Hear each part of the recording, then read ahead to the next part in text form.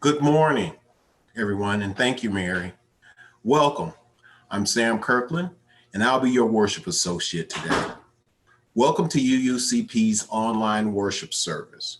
Our worship leader this morning is Richard Duke Plattner, an active and beloved member of UUCP who has worn about as many hats in service to our beloved community as you can. He's a great personal friend and the devoted husband of Susan Morris. Thanks, Duke, for creating this worship service. For those of you who are joining us for the first time, the Unitarian Universalist congregation of Phoenix strives to be a spiritual community for our time, focused on diverse theological perspectives, radical inclusion, and knowing that issues of justice and equity shape everything we do, with a special awareness for those who have been historically marginalized. We welcome all of every race, class, ethnicity, immigration status, sexual orientation, gender identity, religious background, mental and physical ability, and disability.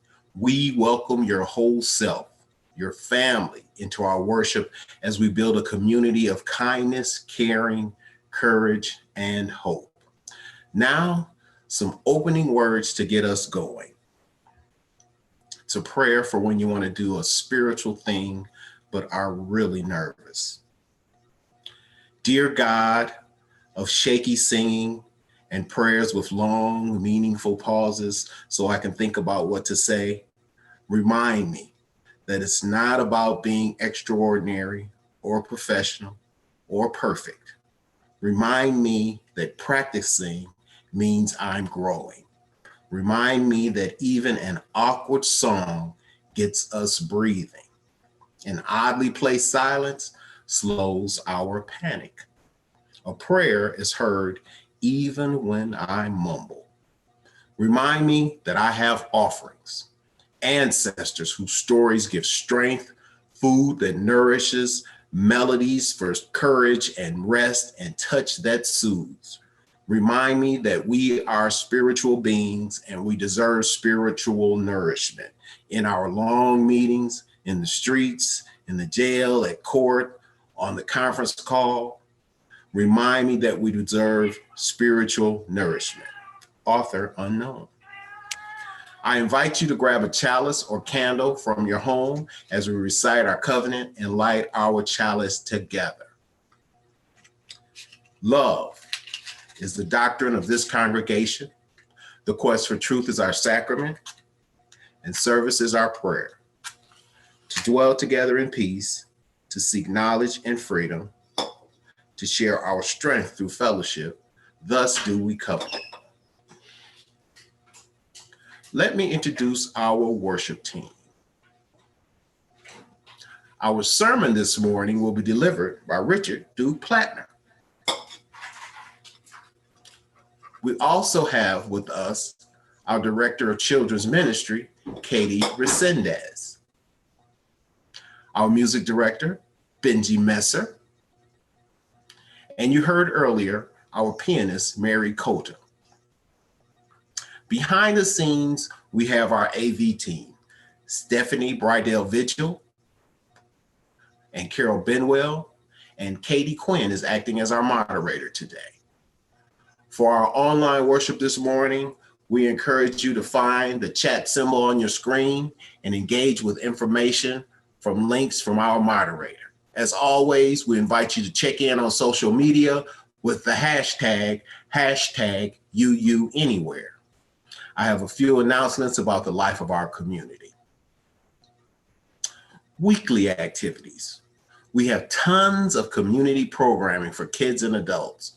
All of our program links and passwords are on our weekly e-newsletter. You can sign up for Compass on our website, phoenixuu.org. Our minister, the Reverend Christine Dance, is away for vacation and study leave in the month of July. While she is gone, if you have any pastoral care concerns or other questions, you can reach our business administrator, Stephanie Brydell Vigil, at administrator@phoenixuu.org. This past week, our congregation delivered a lot of supplies to the extended family and community of a UUCP member who lives on the Navajo reservation. Many folks in that community are caring for relatives with COVID, and getting groceries and medical supplies there can be time-consuming or difficult. So they are very, very appreciated. Many of you donated money to make this happen. Thank you. We anticipate doing another collection in early August. If you want to be on that list to help, please sign up at the link in the chat. All of us collectively contribute to supporting the mission and vision of this congregation. As we explore what it means to be a religious community for our time, we invite you to give to our offering at any time during the service. You can donate by the text information in the chat, by website, or send an old-fashioned check. We are so grateful for your generosity.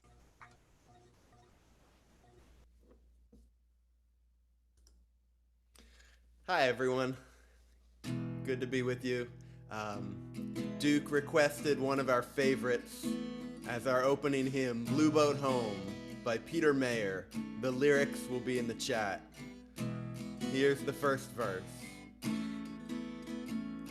Though below me I feel no motion, standing on these mountains and plains, far away from the rolling ocean, still my dry land heart can say, I've been sailing all my life now, never harbor or port have I known. The wide universe is the ocean I travel, and the earth is my blue boat home.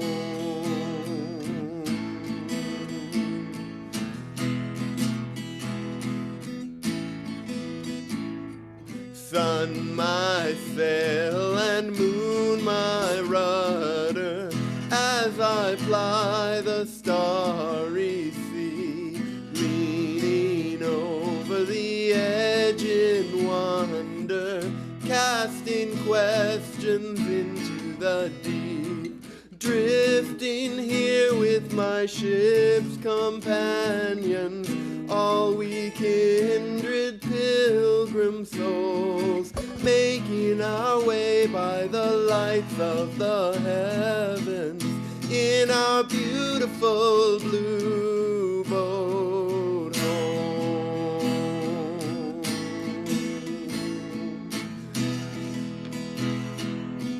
I give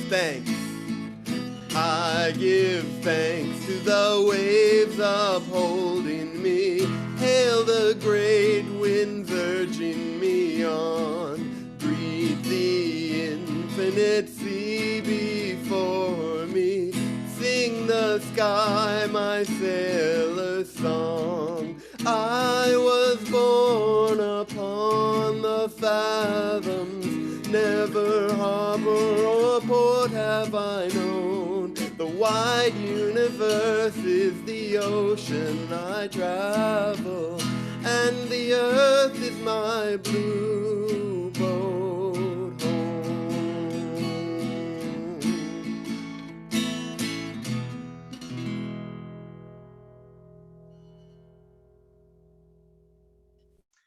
Good morning. My name is Katie Resendez, and I'm the Director of Children's Ministries here at UUC Phoenix. Travis lived in a little apartment with his mom, his grandma, and his brother, and life was pretty good. He had to stay home because of the virus, but he still got to log on to school and see his friends. And in the summer, he got to do camp online, and it was super cool.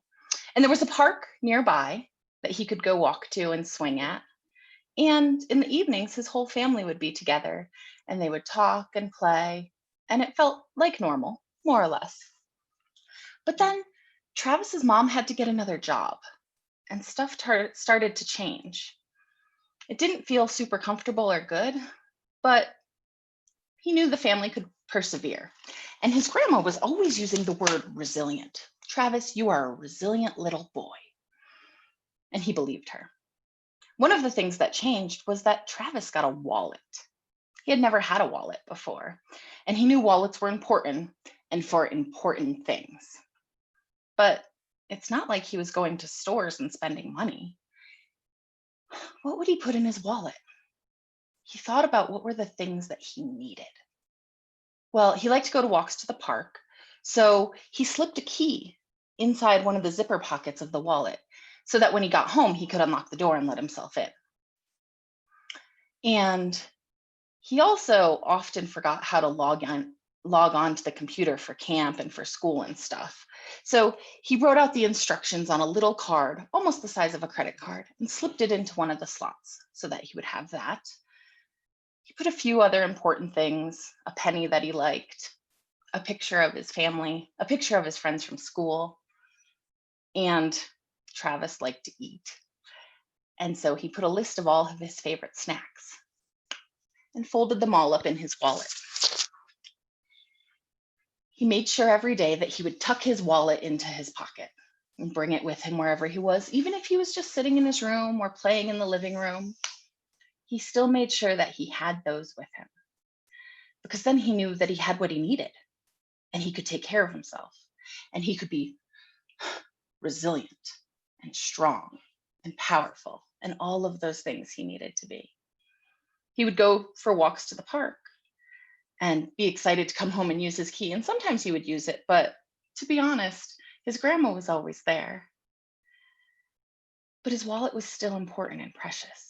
And at night, he would tuck it on his bedside table. And in the morning, he would get dressed and put it in his jeans. But then there was a day when it was too hot to wear jeans. And he put on shorts, just thinking about how warm it was and not remembering to put his wallet into his pocket. So he spent the whole day without it. And it wasn't until he came home in the evening and looked at his bedside and saw that his wallet had been sitting there the whole time that he got scared and nervous and thought about the day and said, oh no, I didn't have the thing that keeps me strong and safe and resilient and important. How did I get through today? And he thought about it. And he remembered that just like always, his grandma had been there to let him in when he came home from the park. And that when he sat down to get on the computer, his brother had come over and helped him log in. He hadn't even had to ask. His brother just knew. And that every time he had been hungry and wanted something to munch on, his mom had left little packages of various snacks right at the front of the refrigerator. So all he had to do was open it and all of his favorite foods were there. He thought about it. He thought about his wallet and how it was important and good and did help him feel strong, but that it wasn't the only thing he had that did that. He had his family. He had his community. Even the picture of his friends that he kept in his wallet, he got to see them all when he logged on to Zoom. And even though all their faces were in those little boxes, he still got to laugh with them and smile with them and be with them. And yes, he kept his wallet. And yes, he kept putting it in his pocket every day that he remembered to wear pants that had pockets. But he also knew that when he didn't have it, he was covered. His community was there for him, and he was still resilient and strong and powerful and brave. Just like you are. You are so powerful, and you are so, so very loved.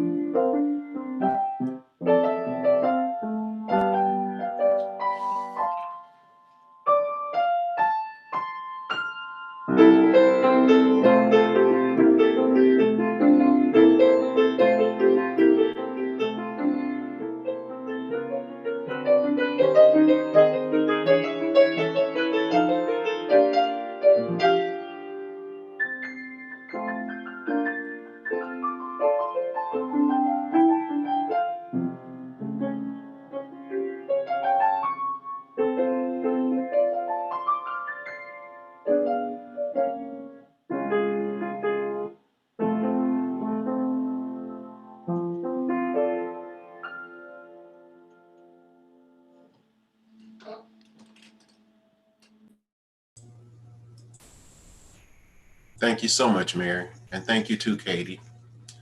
It's now time for Joys and Sorrows. It's a time when we share the joys and sorrows of our community. Being together is good to share, to support each other, and to connect. Please write any joys or sorrows or what you want our community to know all at the same time in the chat, sending it to all the panelists. Please put your name, please put your name at the beginning so I know who it is.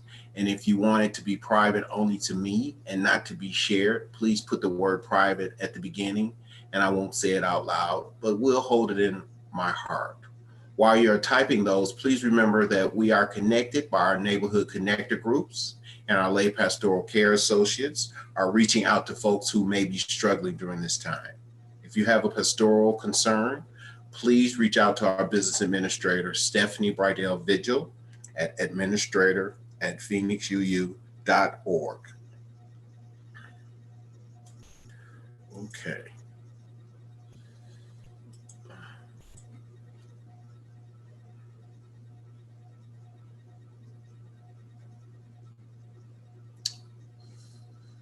Let's see. Laurel Harden says, hooray for watermelon and grandchildren. I know that's right. Let's see.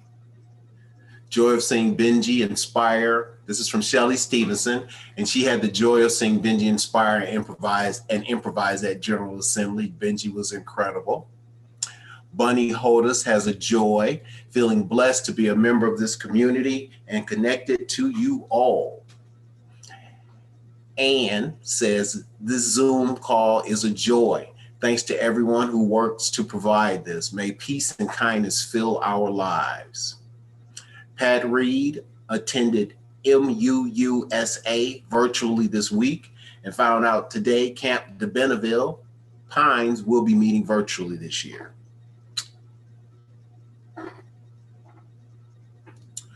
Bonnie Frazier shares a joy, a 2-hour phone conversation with an old friend. Michelle Morgan, Michelle and I, will be saying goodbye to our daughter, Shannon, who will be going home to Detroit at the end of this week. We have had such an absolute joy of a time with our daughter. She's been just, it's been perfect. In the midst of the pandemic. Okay.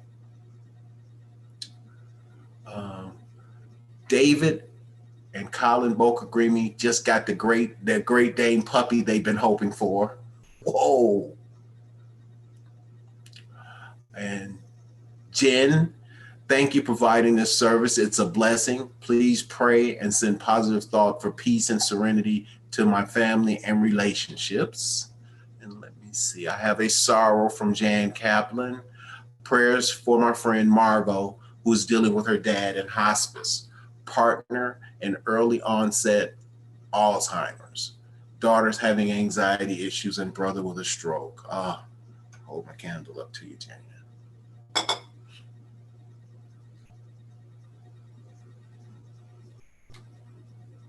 Just want to make sure.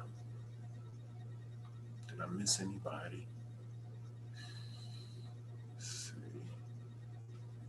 This is the part I'm most concerned about flubbing.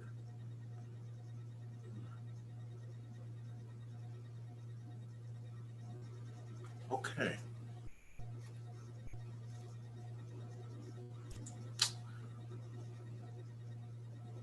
I invite you to join in a minute of silence.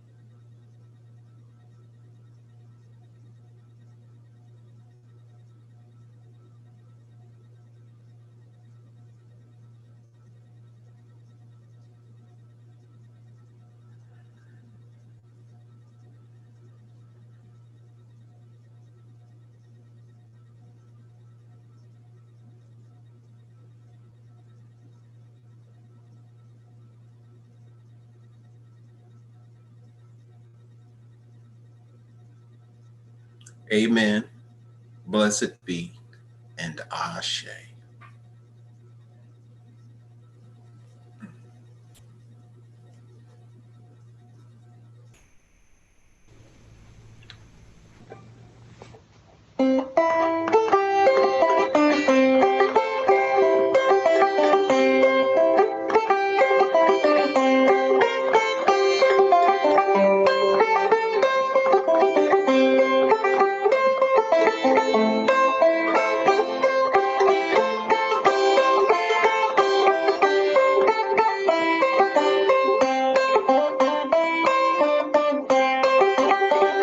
If I had a hammer, I'd hammer in the morning, I'd hammer in the evening, all over this land. I'd hammer out danger, I'd hammer out a warning, I'd hammer out love between my brothers and my sisters, all over this land.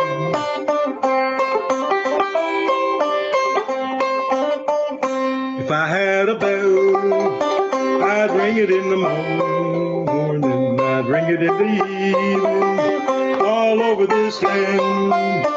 I'd ring out danger, I'd ring out a warning, I'd ring out love between my brothers and my sisters, all over this land.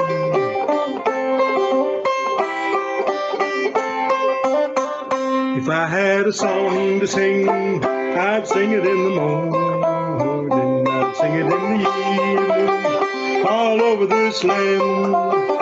I'd sing out danger, I'd sing out a warning, I'd sing out love between my brothers and my sisters, all over this land.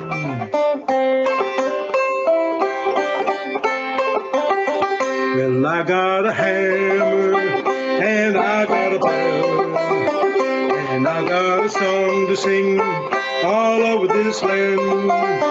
It's a hammer of justice, it's a bell of freedom, it's a song about love between my brothers and my sisters, all over this land.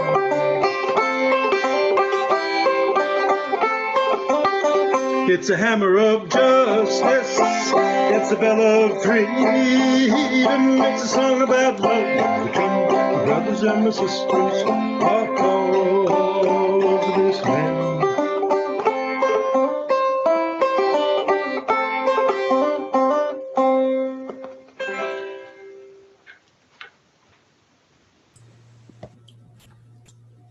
Thank you, Dave. Thank you so much.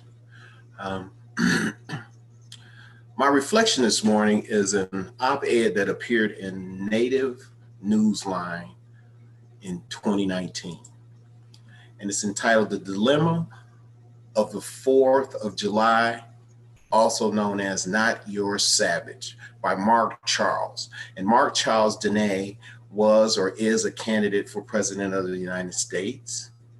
This commentary was published in observance of the 4th of July holiday in 2015 and republished again last year. He begins, The other day, I was eating dinner with my wife at a restaurant in Gallup, New Mexico, a town bordering the Navajo Reservation. Gallup had recently been named most patriotic small town in a nationwide contest. And soon after sitting down, I noticed that we were seated at a table directly facing a framed poster of the Declaration of Independence. The irony almost made me laugh. When our server, who was also Native, came to the table, I asked if I could show him something. I then stood up and pointed out that 30 lines below the famous quote, "All men are created equal," the Declaration of Independence refers to Natives as merciless Indian savages.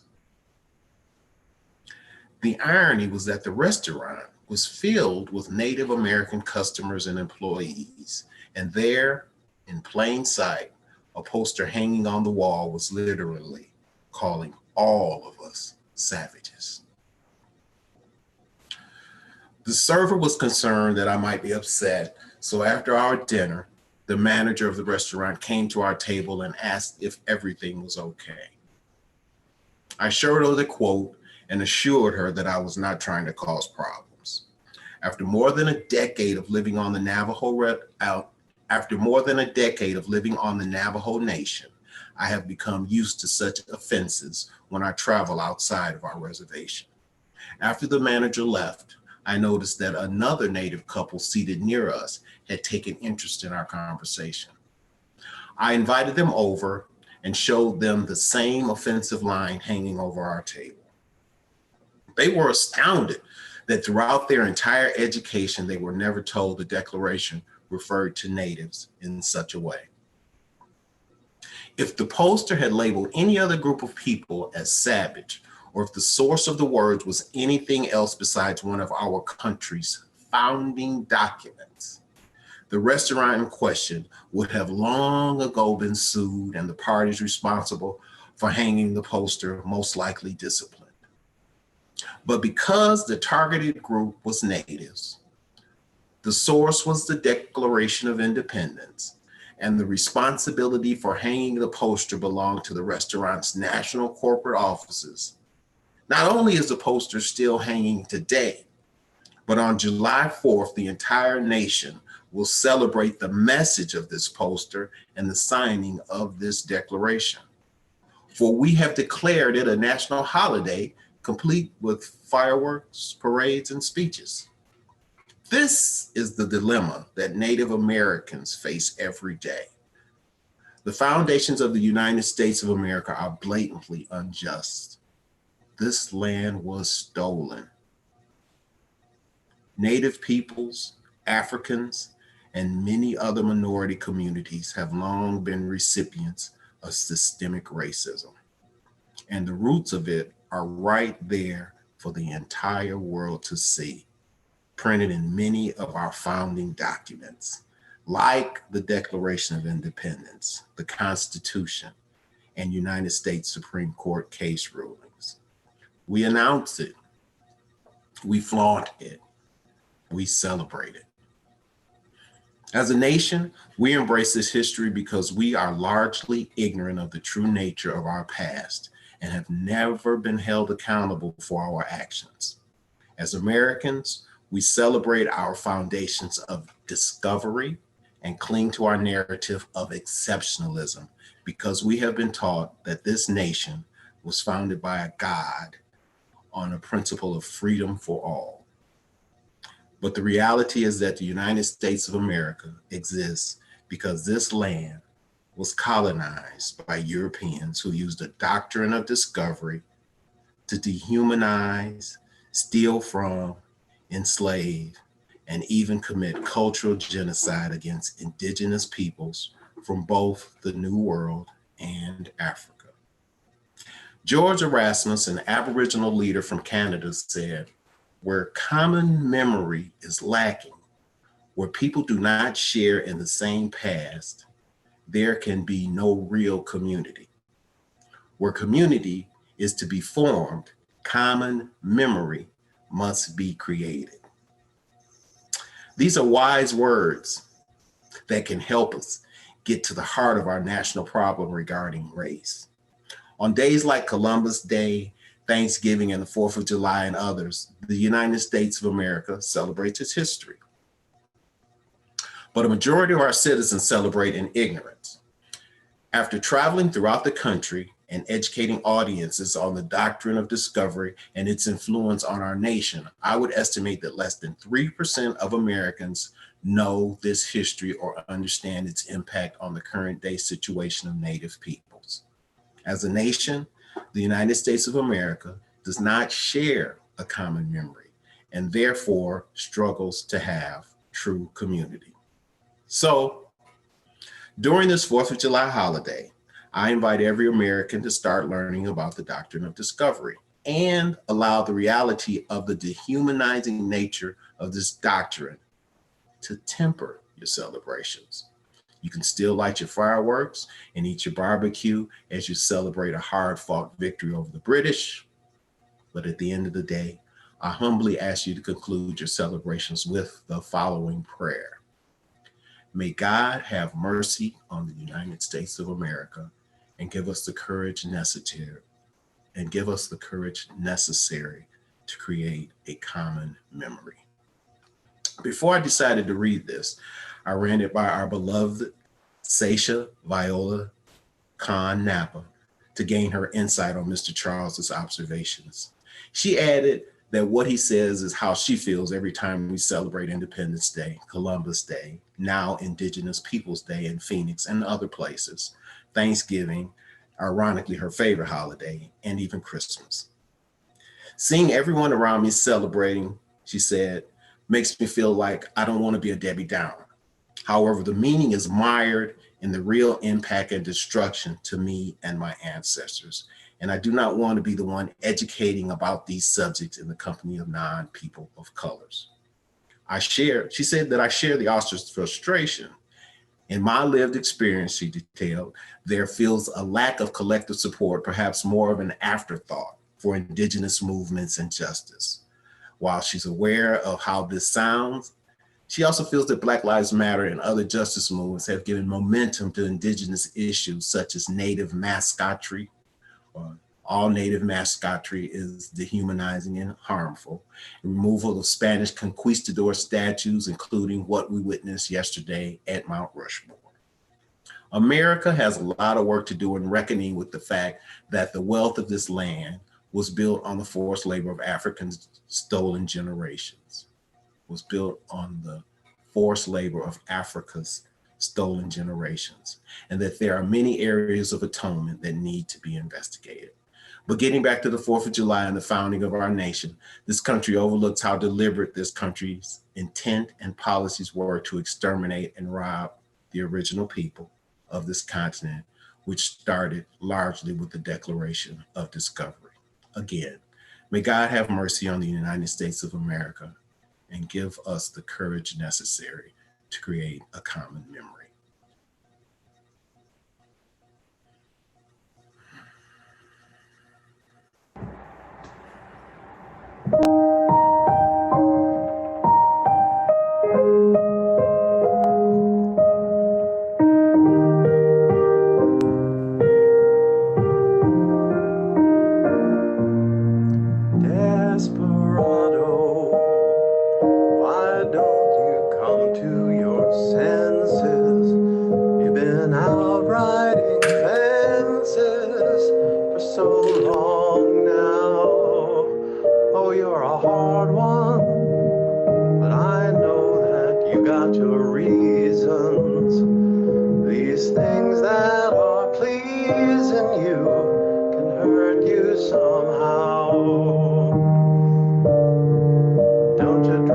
Queen of Diamonds, boy, she'll beat you if she's able.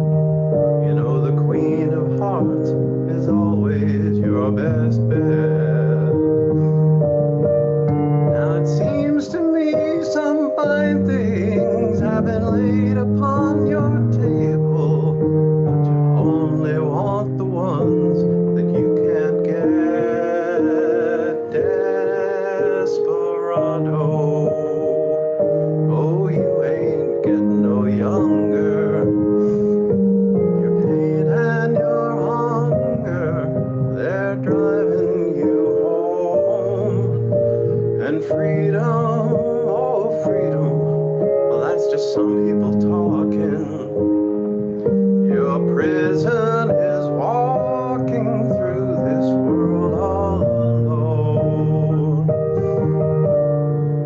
Don't your feet get cold in the wintertime? The sky won't snow and the sun won't shine. It's hard to tell the nighttime from the day.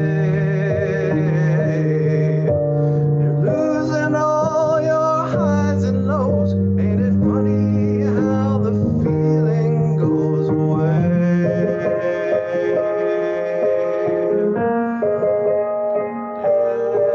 Desperado, why don't you come to your senses?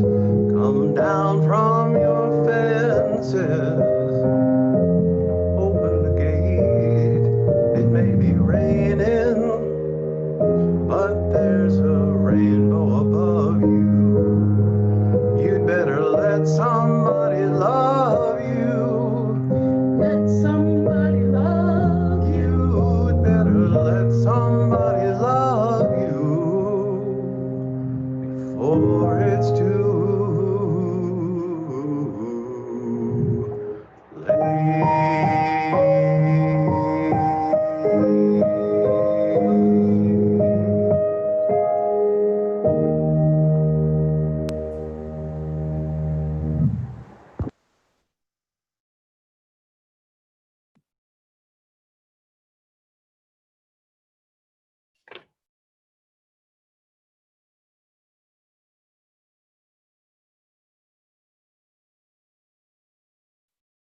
Am I on?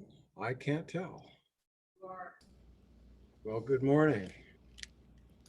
Many of you know me. I've been hanging around here for about 18 years, singing in the choir, served on the congregation board, the foundation board, a lot of committees, occasional master of ceremonies for cabarets. Sam and I host the auctions together. And some of you also know that I'm a trial lawyer. I handle serious injury and wrongful death cases. But most of you don't know that I carried a pistol for 30 years, or that 10 years ago I stopped. Today's story is about why I started, why I stopped, and how life's been different since. Now, I remember way back around age 4 or 5, living in Bermuda, and about the only thing there was on TV was Armed Forces Television, which played cartoons in the afternoon. And I remember deciding, looking at the difference between the good guys and the bad guys, that I wanted to be a good guy. I wanted to be the guy who rode to the rescue and saved people. You know, I felt small and powerless, but I wanted to be big and strong. Here I come to save the day. So I wrestled in middle school, and I took judo in high school. I took karate in college, but I always doubted I was big enough or strong enough or brave enough to save the day. There were no guns in my house growing up. I never fired one. But then I started practicing law and making a living, and it occurred to me I could get a gun if I wanted one. And I wanted one. So in 1979, I bought a revolver and a holster and signed up for classes in how to handle it and do so safely. In 1983, I joined the sheriff's posse, and I started training from a law enforcement perspective. And then I started carrying concealed. And I started buying gear and guns, lots of guns, semi-automatic pistols and revolvers in multiple manufacturers and calibers. I got holsters, all kinds of holsters, under the shoulder, on the hip, behind the back, down by my thigh. I got assault rifles. I got combat shotguns, pump and semi-automatic. I got submachine guns. And I got clothing that I didn't think of as costumes at the time. I got camo fatigues and boots and knee and elbow pads and the vest that put all the magazines in. Yeah, I was cool. Then shooting became a hobby. I'd go to the range once or twice a month and practice. And several times a year, there'd be weekend classes where we'd work on accuracy, trigger control, fast draw, using cover and concealment, firing while moving, hostage rescue, dynamic entries into rooms and houses. We even did fighting with knives. Yeah, I was cool. Not really a tough guy, but I hoped with the weapons and the training, I would be brave enough and tough enough to come to the rescue if the situation arose. Now, we can lose the photo now.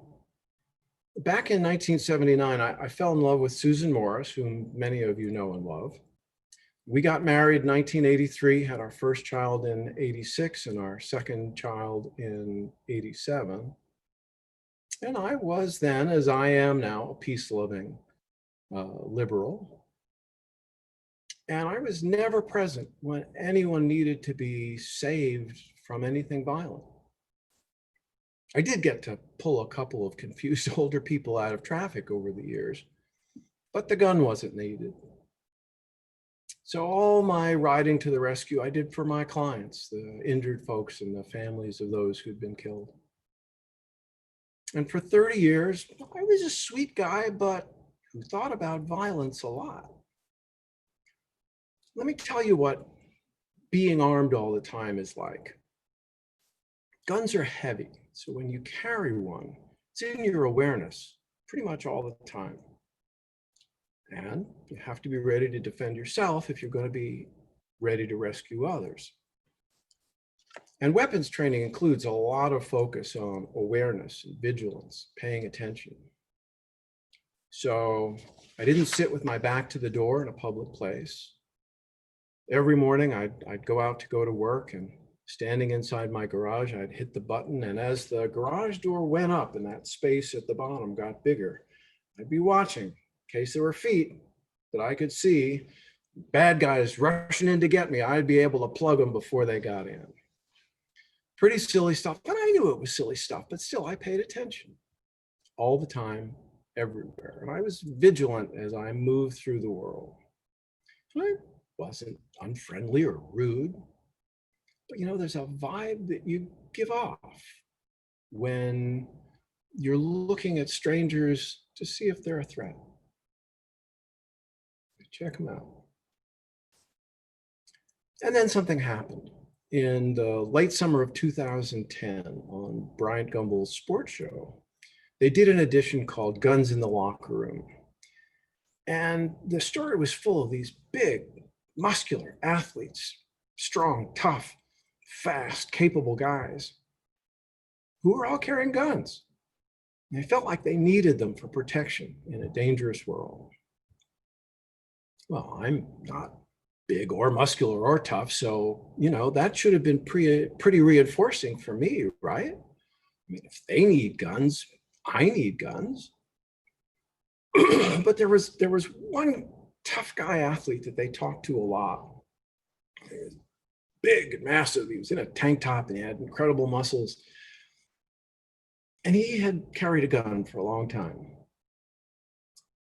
But he said something which stuck with me because he had stopped carrying. And he said, when you carry a gun, everyone you see is potentially a target.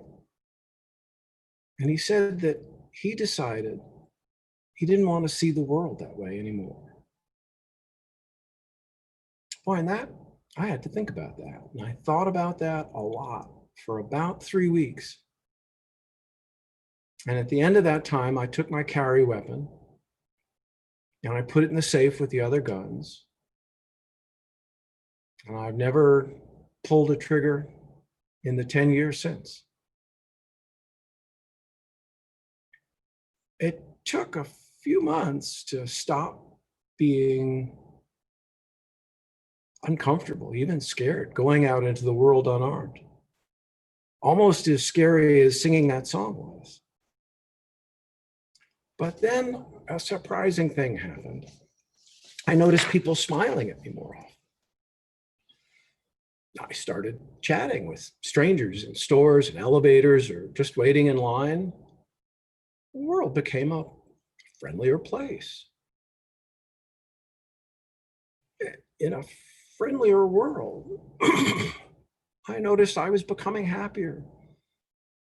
My mood got better, and gradually even my dreams got less violent and scary and kind of became more fun. And as I became even happier, I smiled even more, and even more people smiled back at me. And instead of being preoccupied with threats, my preoccupation now as I go out through the world is smiling at strangers and getting smiles back. It's harder with masks on, but you can still do it some. And it still astonishes me how joyful and meaningful these tiny little interactions are. And I know they're joyful and meaningful for me, and I'm pretty sure they are for the people that I exchange smiles with. Are there still bad and dangerous people in the world? Well, yeah, sure there are. But I realize that in trying to defend myself and be ready to defend others, I had effectively built a castle for defense that became my own prison. And I'm very happy that I walked out. When you face the world with clenched fists, it sucks a lot of the joy out of life. Facing the world with open arms adds a lot of joy in. So in these ever more scary times, I choose to face the world with open arms and a big smile for strangers who may turn into friends. May it be so. Go in peace, go in love, go in joy. Amen. Blessed be. Ashe. Thank you so much, Duke. Yeah, that maybe means a lot to all of us. It certainly means a lot to me as a guy who felt very similar things growing up. And yeah, let's each of us in our own lives resolve to face the world with open arms and study war no more. Please sing with me. The lyrics will be in the chat. Gonna lay down my sword and shield down by the riverside, down by the riverside, down by the riverside. Gonna lay down my sword and shield down by the riverside and study that war no more.